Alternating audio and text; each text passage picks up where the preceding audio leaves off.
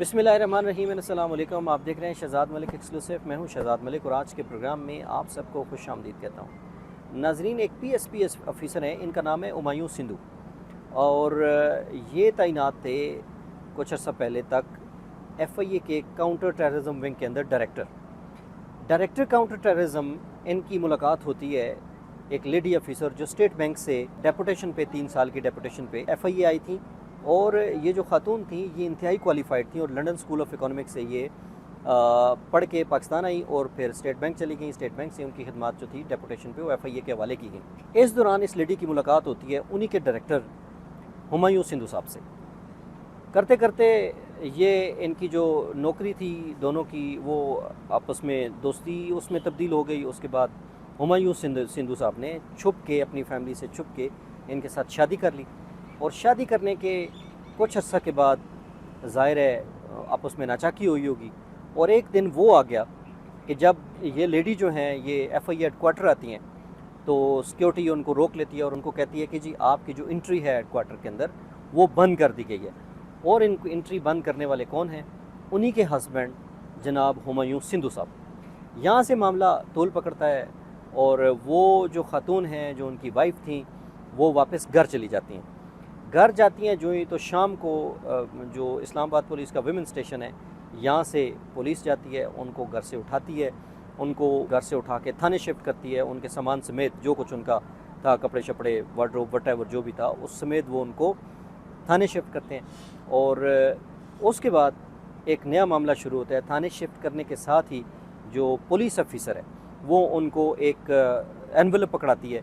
इनके वाले साहब की भी बुलाया जाता है और उनके वाले साहब के हाथ में एक लिफाफा पकड़ाया जाता है जिसमें 2 कागजात होते हैं। एक कागज़ होता है तलाकनामा जिसमें उनको 3 दफ़ा तलाक उनको दी गई। दूसरा कागज़ होता है रिपेट्रिएशन लेटर, यानी कि उनकी मुद्दत पूरी होने के बाद जिस इदारे से वो आई थी वो लेटर लेके उसी इदारे में चली जाएंगी और वापस उधर ही ज्वाइन कर लेंगी। ये दोनों लेटर एक ही एनवेलप में डाल के हुमायूं सिंधु साहब ने बजरिया पुलिस एसएचओ जो विमेन एसएचओ थी उनके ज़रिए इनकी जो वाइफ थी उनको और उनके वालिद के सामने दे दिया गया।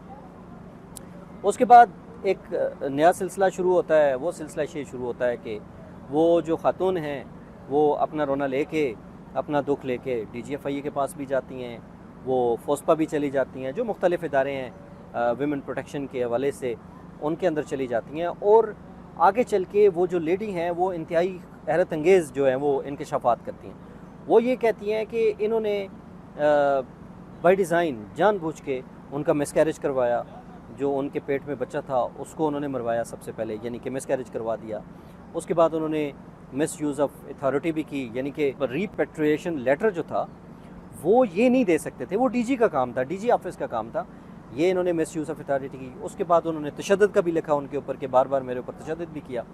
लेकिन इस दौरान जब ये मामला फोस्मा में भी चला जाता है, एफआईए हेडक्वार्टर के अंदर भी एक इंक्वायरी शुरू हो जाती है, तो इस दौरान एक और पीएसपी ऑफिसर एंट्री लेते हैं। उनका नाम है राना जबार। राना जबार ने उन दोनों को बिठा दिया और बिठा के इनका राजीनामा करा के, हालांकि तलाक हो चुकी है, 3 तलाक़ें वो दे चुके हैं, लेकिन इसके बावजूद इनका बचा करा के इनको दोबारा उसी लेडी के हवाले करके और एक स्टाम्प पेपर जमा करवा दिया गया एफआईए क्वार्टर में भी और फोस्मा में भी कि जी हमारा इशू सेटल हो गया, हमारा अभी कोई ऐसा इशू नहीं है, हम वापस में हमने रुजू कर लिया और एक साथ रहना शुरू हो गए। लेकिन अब रिपोर्ट हो चुका है, आप जानते हैं यहाँ तक का मामले को। लेकिन उसके बाद एक नया ट्विस्ट आता है। कुछ अर्सा गुजरती है तो ये तशद्दुद मुबैना तौर पे हुमायूं सिंधु की तरफ से अपनी वाइफ पे दोबारा होता है, दोबारा वही रोला खड़ा होता है। और वो जो स्टाम्प पेपर जो राना जबार साहब की प्रेशर पे या मेडिएशन के दौरान उन्होंने दिया था उसको वो डिसऑन करती हैं और कहती हैं जी कि जी मेरे साथ ज़्यादती हुई है, राना जबार साहब ने और हुमायूं सिंधु साहब ने मिल के मेरे साथ फ्रॉड किया है, मैं इसको नहीं मानती, मेरा मामला दोबारा खोला जाए। तो ये राना जबार साहब और ये जो हुमायूं सिंधु साहब हैं ये मिल के इन्होंने, पहले वो अकेले खेलते रहे, फिर राना जबार साहब शामिल हुए और उन्होंने जो मेडिएशन कराई। लेकिन उसके बाद ये मामला फिर शुरू हुआ और उसके बाद ये जो रिपोर्ट थी, फैक्ट फाइंडिंग रिपोर्ट थी इस खातून के हवाले से एफआईए हेडक्वार्टर में, ये डीजी के दफ्तर में पड़ी रही। अब आके डीजी साहब ने पहला अच्छा काम किया है जिसको मैं अप्रिशिएट करता हूँ कि हुमायूं सिंधु के ख़िलाफ़ ये जो मिस यूज़ ऑफ अथॉरिटी, ये जो मिसकंडक्ट और ये सारी चीज़ें तशद्दुद, इसके बारे में जो फैक्ट फाइंडिंग की रिपोर्ट थी, अब वो منسٹری آف انٹیریئر کو یا سیکٹری انٹیریئر کو بھجوا دیا انہوں نے، اور پہلی دفعہ ایسا ہوگا کہ شاید کوئی معاملہ آگے چل کے کوئی انصاف کی طرف چلا جائے۔ تو یہ تھے ہمایوں سندھو صاحب، اور ان کے بارے میں کہتے ہیں کہ ان کی اپنی جو پہلے بچے ہیں وہ بھی، جو وائف ہیں پہلے، وہ بھی ان سے نہیں ملتی، ان سے بھی ان کی علیحدگی ہو چکی ہے، اور باقی جو ہے معاملہ آگے چل کے ان کے ساتھ بھی ایسا ہی ہوا ہے۔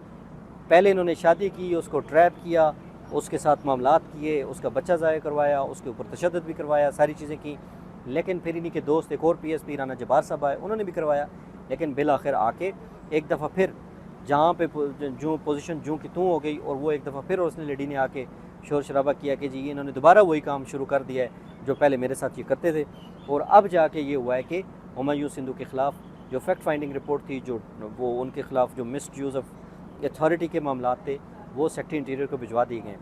ہمایوں سندھو صاحب کے بہت سارے کارنامے ہیں، بہت سارے گل ہیں جو انہوں نے کھلائے ہیں، اگلے پروگرام میں آپ کو بتاؤں گا۔ فی الوقت ہمایوں سندھو صاحب کے لیے اتنا ہی، اگلے پروگرام تک کے لیے اجازت دیجیے، اللہ حافظ و ناصر۔